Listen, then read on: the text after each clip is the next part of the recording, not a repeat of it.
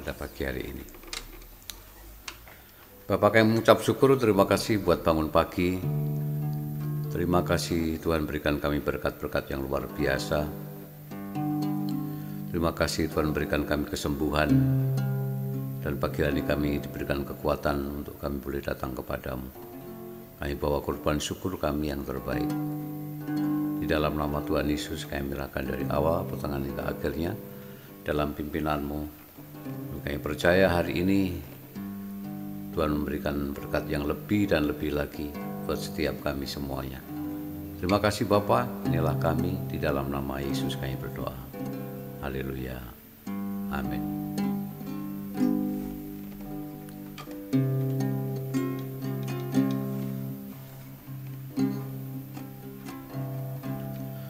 Ku tahu Bapa peliharaku, Dia baik, Dia baik. Ku yakin Dia selalu sertaku. Dia baik bagiku. Lewat badai cobaan, semuanya mendatangkan kebaikan. Ku yakin Dia selalu sertaku. Dia baik bagiku. Ku tahu Bapa peliharaku, Dia baik, Dia baik. Ku yakin Dia selalu sertaku. Dia baik bagiku. Lewat badai cobaan, semuanya mendatangkan kebaikan. Ku yakin Dia selalu sertaku. Dia baik bagiku. Dia baik bagiku.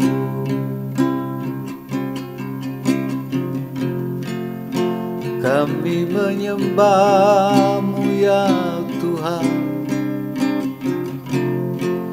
tinggikan Engkau selamanya. Haleluya, haleluya. Engkau sungguh baik, Engkau teramat baik. Bagimu segala pujian dan hormat, kemuliaan selama-lamanya. Oh, Jesus.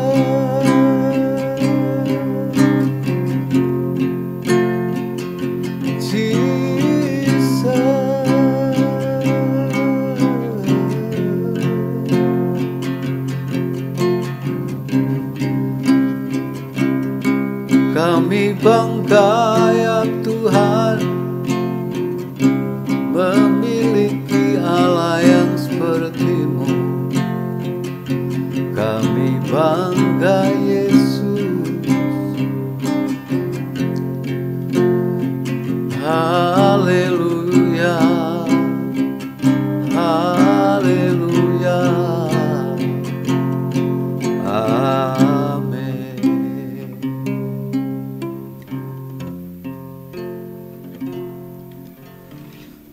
Kami siapkan hati kami datang kepadamu, mendengarkan sabda firman-Mu yang kudus Tuhan.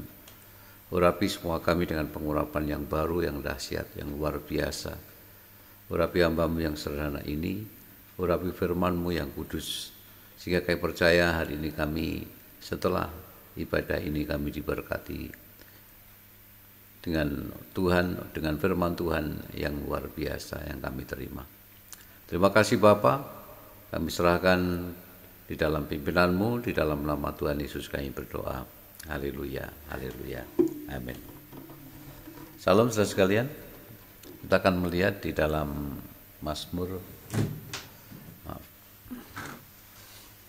pasal yang ke-63. Mazmur pasal yang 63. Mazmur Daud ketika ia ada di padang gurun Yehuda. Ya Allah, Engkaulah Allahku, aku mencari Engkau, jiwaku haus kepadamu, tubuhku rindu kepadamu, seperti tanah yang kering dan tandus, tiada berair.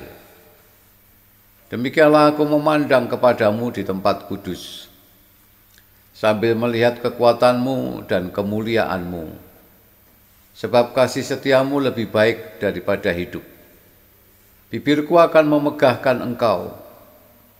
Demikianlah aku mau memuji Engkau seumur hidupku dan menaikkan tanganku demi nama-Mu. Seperti dengan lemak dan sumsum jiwaku dikenyangkan, dan dengan bibir yang bersorak-sorai mulutku memuji-muji. Apabila aku ingat kepadamu di tempat tidurku, merenungkan Engkau sepanjang kawal malam. Sungguh Engkau telah menjadi pertolonganku, dan dalam naungan sayap-Mu aku bersorak-sorai. Jiwaku melekat kepadamu, tangan kanan-Mu menopang aku. Tetapi orang-orang yang berikhtiar mencabut nyawaku, aku akan masuk ke bagian-bagian bumi yang paling bawah. Mereka akan diserahkan kepada kuasa pedang, mereka akan menjadi makanan anjing hutan. Tetapi raja akan bersukacita di dalam Allah. Setiap orang yang bersumpah demi Dia akan bermegah, karena mulut orang-orang yang mengatakan dusta akan disumbat. Haleluya. Inilah sebuah kerinduan yang Daud nyatakan di dalam Mazmur ini ketika berada di dalam satu tempat yang mungkin tidak nyaman, ya tidak baik karena dia berada di padang gurun. Tetapi kita melihat dimanapun kita berada, kita bisa berkomunikasi dengan Tuhan. Kita bisa melakukan apa yang boleh menyenangkan hati Tuhan. Mungkin tidak sepenuh waktu, mungkin ada beberapa saat, sekian persen dari waktu yang diberikan Tuhan. Tetapi itu merupakan satu hal, kegiatan ya, atau perbuatan yang positif yang boleh menyenangkan hati Tuhan. Ya. Engkaulah Allahku, aku mencari Engkau, dikatakan. Sekalipun selama ini kita merasa bahwa sudah menemukan, tetapi kita senantiasa akan mencari Tuhan, mencari Engkau, mencari Tuhan sepanjang hidup kita. Mencari di sini artinya kita akan selalu dekat. Kita tidak boleh sampai meninggalkan Tuhan. Ya. Mencari artinya kita ini teguh iman kita dengan apa yang Tuhan nyatakan bagi kita. Maka pemazmur mengatakan, Engkaulah Allahku, aku mencari Engkau. Ya. Jiwaku haus kepadamu, tubuhku rindu kepadamu, seperti tanah yang kering dan tandus, tiada berair. Ya. Ini pemazmur mau menunjukkan bahwa hidup kita ini tidak selalu baik-baik saja. Ya, ketika kita menjalani hari-hari kita dalam semua aktivitas kita. Tetapi hanya kepada Tuhanlah, ya, kita mencari Tuhan karena kita haus, kita ingin minum, ya, kita ingin dikenyangkan, dipuaskan oleh air yang dari Tuhan. Dan tubuh kita rindu kepada Tuhan, ya, seperti tanah yang kering dan tandus, tiada berair. Maksudnya tanah yang kering yang tidak berair ini membutuhkan siraman yang dari Tuhan. Karena Tuhan sang empunya air, sang pemilik daripada tubuh kita. Dia yang akan senantiasa menyirami kepada kita dengan firman-Nya, supaya kita menjadi tumbuhan seperti tumbuhan yang tumbuh subur, ya, dan menghasilkan buahnya pada musimnya. Demikianlah aku memandang kepadamu di tempat kudus sambil melihat kekuatanmu dan kemuliaanmu. Itulah yang dilakukan pemazmur yang memberikan contoh bagi kita semuanya. Itu yang senantiasa kita berikan kepada Tuhan. Karena hanya memberikan yang terbaik kepada Tuhan, kita bisa hidup yang sesungguhnya, yang sebenarnya. Sebab kita ini perlu Tuhan. Kita tidak akan membiarkan diri kita seperti tanah yang tandus dan kering, dan kita tidak pernah memanggil Tuhan, kita tidak pernah berkomunikasi dengan Tuhan. Bagi orang-orang yang tidak pernah berkomunikasi, tidak ada hubungan yang baik dengan Tuhan, jiwanya akan merasa kering dan tandus, ya, akan menjadikan dirinya ini pada posisi yang sangat tidak baik dan tidak menguntungkan. Orang yang jauh dari Tuhan, ya, tidak akan bisa mengendalikan dirinya dengan baik. Ya. Ada saja yang dilakukannya. Ya. Gampang memfitnah orang, gampang mengata-ngatai, gampang marah, gampang tersulut dengan situasi yang ada. Sedikit saya mau cerita tentang ke-RT-an saya dalam 2 hari terakhir ini. Satu kali saya pergi ke proyek hotel itu, dan saya melihat ada 2 tempat yang dibor gitu ya. Kemudian saya foto saja, tenang, kami menghubungi orang yang di pihak yang mungkin mengurusi itu. Ya, kami tanyakan dengan WA, "Loh, ini kok ada 2 bor itu? Ngebor sumur ngebor apa, tapi kok kalau ngebor sumur kok tidak izin, tidak memberitahukan, tidak ada musyawarah lagi dengan RT." Karena kan dulu sudah ada kesepakatan bahwa tidak akan menggunakan sumur artesis karena warga tidak mau terdampak dengan sumur itu gitu ya. Nah, kemudian saya ketemu sama beberapa orang, saya ngomong, "Itu kelihatannya kok ngubur sumur, tapi tak tanyain kok enggak ngebor sumur," gitu ya. Yang penanggung jawabnya, "Enggak, itu enggak ngebor sumur, Pak. Masa ngebor sumur kita enggak izin sama ini," gitu ya. Oh ya, udah. Nah, saya pulang, ya, ketika pulang itulah mereka langsung pada ngelihat sendiri gitu ya. Warga di sekitar sini pada ngelihat ke sana. Wah, langsung mereka dihentikan dan sebagainya, dan mereka nulis di grup WA itu sangat-sangat, ya, tidak baik. Ya, saya sebagai seorang RT, ya, kita harus kebapakan lah. Saya meredam, jangan, kita ini harus musyawarah, harus bicara dengan baik. Wah, itu pun ditolak ya. Bicara gimana, ada sepakatan dan sebagainya. Wah, ini kita perang. Calon RT-nya itu malah ngomong, menyatakan mau perang saja. Nah, saudara, kemarin saya bicara dengan seseorang lagi yang mereka ada di pihak yang netral gitu. Saya katakan begini, kalau saya jadi RT, semua itu harus dimusyawarahkan. Jangan asal ngomong di grup. Seorang tua orang nom podo wae mereka. Seakan-akan bahwa gini loh. Seakan-akan menghadapi seorang penjahat. Ya, seakan-akan hotel itu adalah kelompok penjahat dan sebagainya. Nah, satu kali kalau hotelnya sudah jadi, saya bilang, kemudian orang-orang di sekitar kita pada kerja di situ, pada jualan, pada bikin kos-kosan, lah kan juga mendatangkan keuntungan, ada nilai ekonominya. Iya itu Pak, ya, makanya itu saya ajak bicara nggak mau, Sapuru datang ke rumah tidak mau. Mereka tuh koar-koarnya di grup, saudara. Lah kalau di grup ini nggak ada penyelesaian, ini hanya ngomong seenaknya sendiri, ya, seakan-akan kita ini apalah orang pinter gitu, menguasai. Orang-orang kan gitu, menuangkan apa yang dia mampu itu di WA. Pemenang nak lesu gitu ya, wah, untuk memperlihatkan bahwa dia itu adalah orang berpengalaman, orang hebat ya. Dia itu adalah mantan apa, mantan inu dan sebagainya. Saya nggak peduli. Tidak, saya pokoknya kita harus bicara dulu. Nanti kita pastikan lagi karena mungkin mereka tidak tahu dan sebagainya. Nah, kemudian dari pihak hotel akan bertemu dengan saya secara pribadi gitu.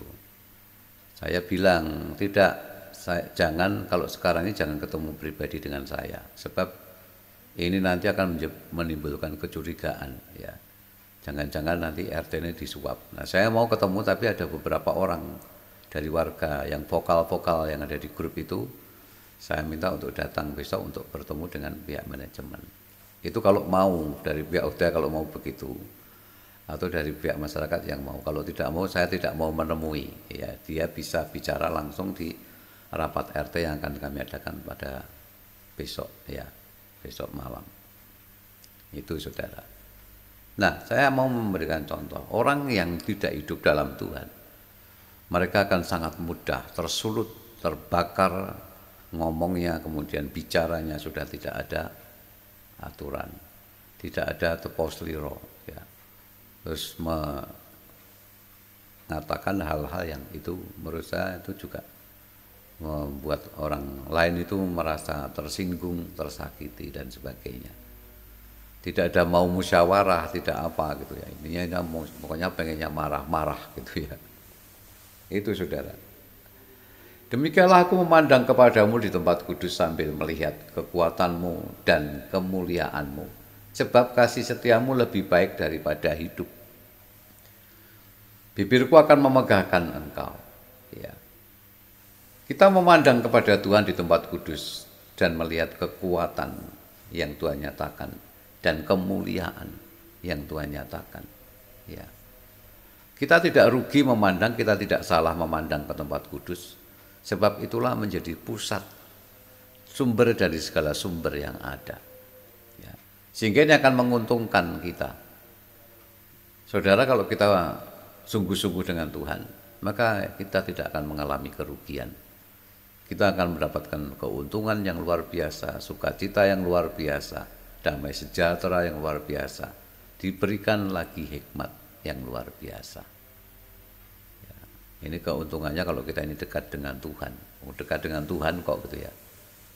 Tapi kalau ngaku-ngaku Kristen dan tidak pernah dekat dengan Tuhan, yang terjadi adalah ya itu akan menjadi semakin parah. Hidupnya akan menjadi semakin parah tapi tidak disadari. Tidak menyadari bahwa kita ini sudah seakan-akan berada di luar ranahnya Tuhan. Tidak berada di dalam ranah kebenaran firman Tuhan, tetapi berada di ranah di luar yang seakan-akan itu adalah sebuah kebenaran. Nah, itu saudara sekalian, seringkali kita ini mengandalkan, kita merasa bahwa kita ini hebat. Kita merasa bahwa kita ini kuat, pendidikannya kuat, tinggi dan sebagainya. Nah, kemudian kita memposisikan diri kita adalah menjadi orang yang lebih daripada siapapun. Ya itu salah, keliru. Kalau kita dalam Tuhan, kita ini humble, rendah hati.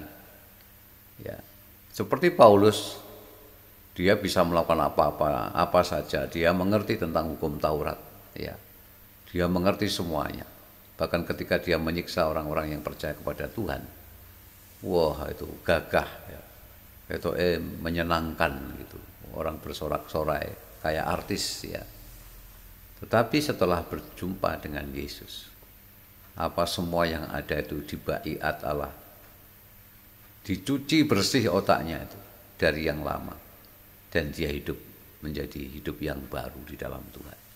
Dia tidak menyesalinya Paulus, tapi dia bersyukur karena dia ngerti kalau tidak bertemu dengan Tuhan Yesus, dia akan merasa bangga membunuh orang-orang percaya, dan itu menganiaya Yesus.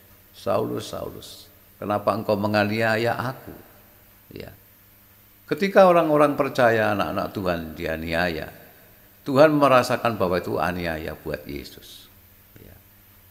Jadi saudara sekalian, kita bersyukur kalau kita berada dalam Tuhan, kita dibela Tuhan, sampai ketika kita ini sakit, mungkin sakiti sama orang, Tuhan pun ikut merasakan itu. Nah ini supaya saudara kita menjadi teguh iman kita.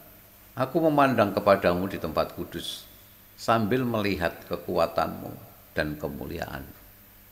melihat kekuatan Tuhan dan kemuliaan Tuhan yang luar biasa. Sebab kasih setiamu lebih baik daripada hidup. Ya, kasih setia Tuhan itu lebih baik daripada hidup kita. Karena kasih setia Tuhan itu menyelamatkan, memperbaiki hidup kita.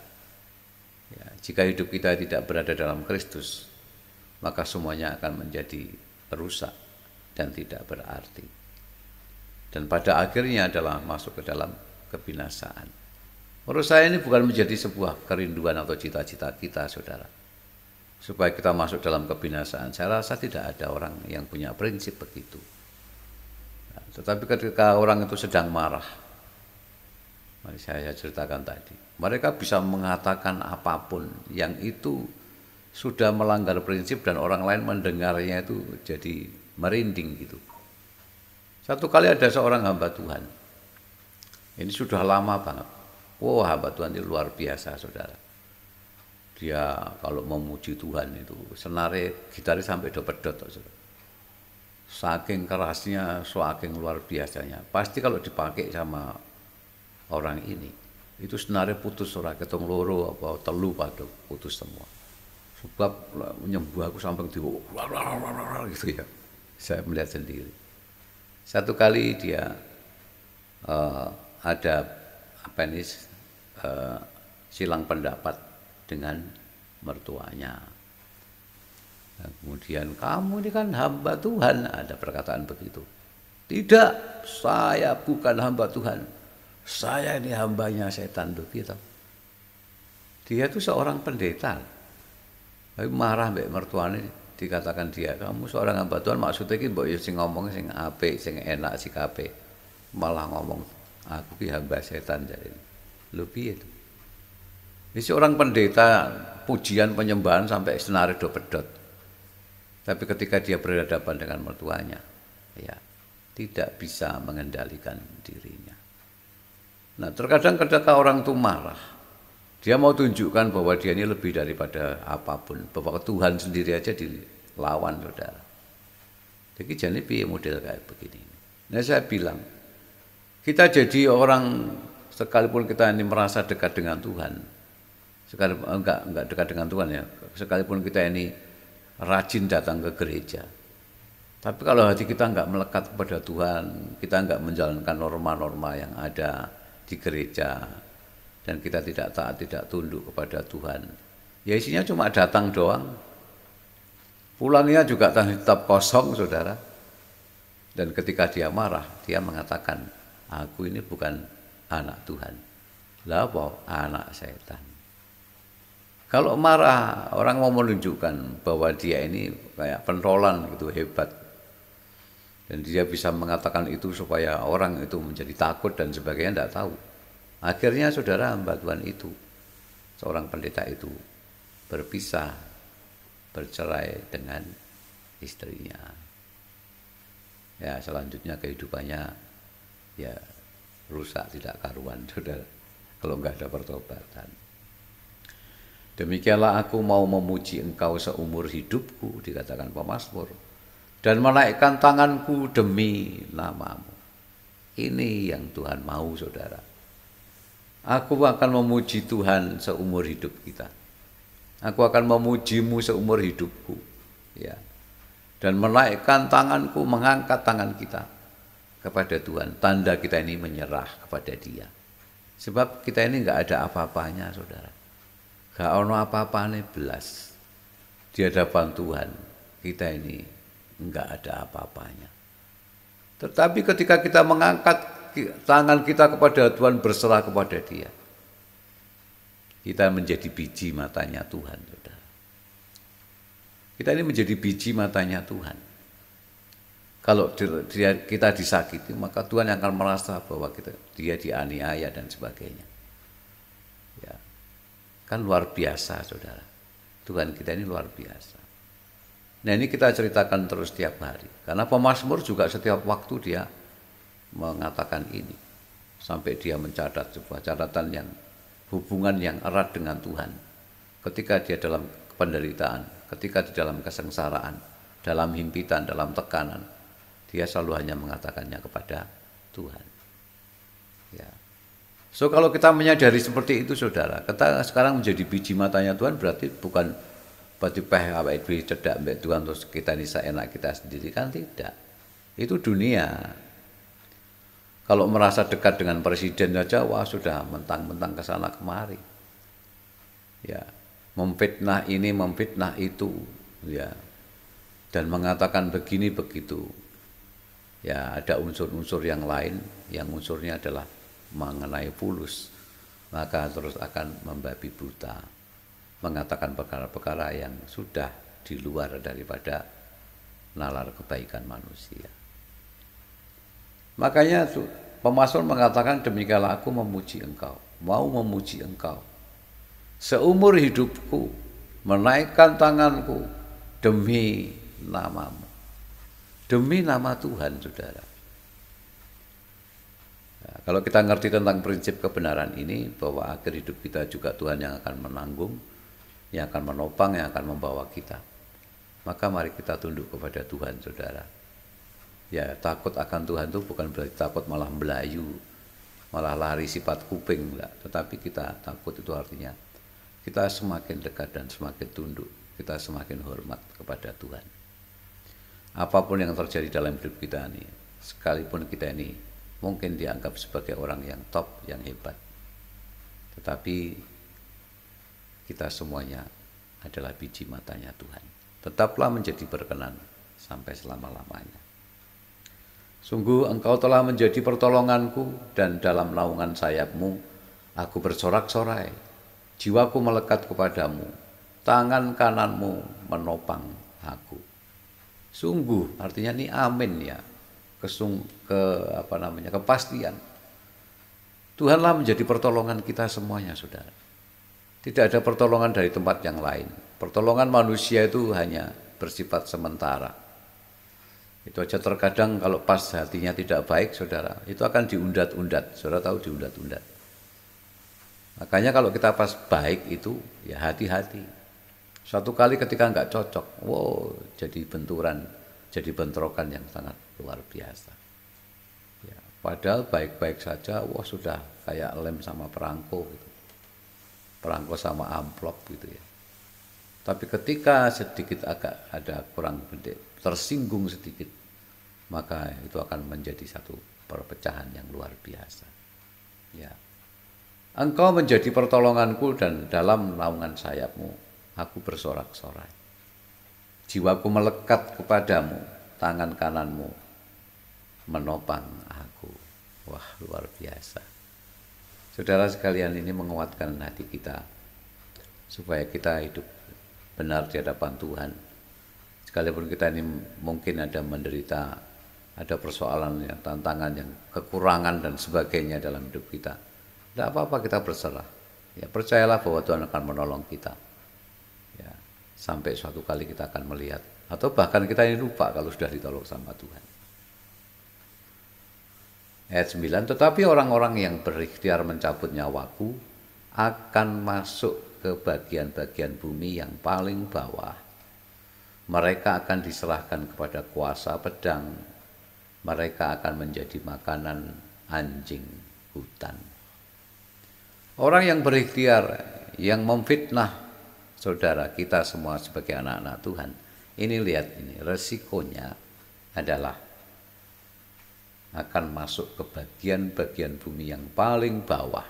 Memang sekarang belum, nggak langsung hukumannya, tapi ini bicara bagaimana kelak jiwanya akan meronta, dan dia mengingat dengan apa yang sudah terlanjur diperbuat di dunia, belum sempat bertobat, tapi sudah mati, masuknya ke bagian bumi yang paling bawah. Emang enak gitu, saudara ya. Sekalipun kita belum mengalami, emang enak. Ya. Mereka akan diserahkan kepada kuasa pedang. Mereka akan menjadi makanan anjing hutan. Hidupnya menjadi sia-sia, tapi merasa bahwa dia adalah orang yang paling hebat, bisa mempunyai pengaruh dan sebagainya, tapi sedang melawan Tuhan. Yesus tidak ada satupun yang bisa melawan. Sehebat apapun manusia, dia punya pegangan, dia punya opok-opok, dia punya apa namanya ini, Kotang Ontokusumo, dia punya keris Nogo Sosro Sabu Inten, semuanya sia-sia. Dia anti bacok, anti tembak, semuanya sia-sia. Tetapi raja akan bersukacita di dalam Allah. Setiap orang yang bersumpah demi Dia, demi Tuhan ya, akan bermegah karena mulut orang-orang yang mengatakan dusta akan disumbat. Bahasa Inggrisnya disumpeli gitu ya, gen ra iso ngomong. Apa enaknya saudara kita di luar Tuhan? Membiarkan kita ini hidup di dalam dosa. Ya, dan menganggap bahwa diri kita ini hebat. Enggak ada gunanya. Hanya Tuhan ya, Tuhanlah yang hebat, yang luar biasa. Ya. Itu saudara sekalian kiranya menjadi kekuatan bagi kita semuanya. Saya mau katakan jangan takut dan jangan khawatir dengan semua orang yang mungkin mengatakan tentang diri kita, ya, yang kita ini adalah anak-anak Tuhan yang setia. Maka semua pembalasan itu adalah haknya Tuhan. Kita tidak boleh kemudian kita melakukan sesuatu yang itu bertentangan seperti seorang pendeta tadi. Bukan hamba Tuhan katanya, hamba setan. Yang benar saja, saudara. Kalau pas marah, hati-hati. Itu Tuhan Yesus memberkati kita semuanya. Mari kita berdoa. Bapa, kami bersyukur buat firman-Mu, Engkau meteraikan di dalam hati kami yang paling dalam. Kiranya Tuhan Engkau pimpin kami, terus kami punya hikmat di dalam Engkau, sebab kami adalah biji mata Tuhan. Terima kasih buat firman-Mu. Engkau sendiri yang terus akan berbicara kepada setiap kami, pribadi lepas pribadi. Di dalam nama Yesus kami berdoa, yang sakit disembuhkan pada pagi hari ini, yang lemah diberi kekuatan yang baru. Kalau ada yang masih suka marah-marah, Tuhan berikan kami hati yang humble, rendah hati, menguasai diri kami dengan seksama. Terpujilah nama-Mu ya Tuhan. Kami menyerahkan hidup kami dalam pimpinan-Mu, apa yang kami makan, minum, pakai, tempat tinggal kami, segala kebutuhan keuangan kami sampai selama-lamanya, kami percayakan semuanya kepada-Mu Tuhan. Terima kasih Bapa. Akhirnya kami kembalikan segala pujian dan hormat, kuasa dan kemuliaan hanya bagi-Mu Tuhan Yesus Kristus, dulu, sekarang, dan sampai selama-lamanya. Kiranya Engkau berkati kami berlimpah-limpah, dan Engkau memperluas darah kami, dan tangan-Mu senantiasa menyertai kami. Engkau melindungi kami dari malapetaka, sehingga kesakitan tidak menimpa kami. Di dalam nama Tuhan Yesus kami sudah berdoa dan kami mengucap syukur. Dan semua kita yang percaya dan diberkati Tuhan Yesus, mari sama-sama katakan amin. Tuhan memberkati kita. Haleluya. Terima kasih Pak Tom. Amin. Tuhan Terima kasih semuanya. Sami-sami. Tuhan berkati.